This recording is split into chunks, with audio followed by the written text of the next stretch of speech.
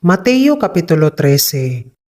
Niadtong adlawa mipahawa si Hesus sa balay og milingkod sa daplin sa dagat og mingdugok kaniya ang daghang katawhan tungod niini misakay siya sa usa ka sakayan og milingkod ug ang tanang katawhan nanindog sa baybayon og siya nagsulti kanila og daghang mga butang pinaagi sa sambingay sa pag-ingon, "Ania karon, usa ka magpupugas miadto sa pagpugas." Ug sa nagpugas siya, ang uban nga lugas nahulog sa daplin sa dalan, ug nanugok ang mga langgam ug ilang gituka. Ang uban nahulog sa kabatuan diin walay daghang yuta, ug gilayon miturok tungod kay wala silay kalawom sa yuta. Apan sa pagsubang sa adlaw, nangalaw sila, ug tungod kay walay gamot, nangalaya. Ug ang uban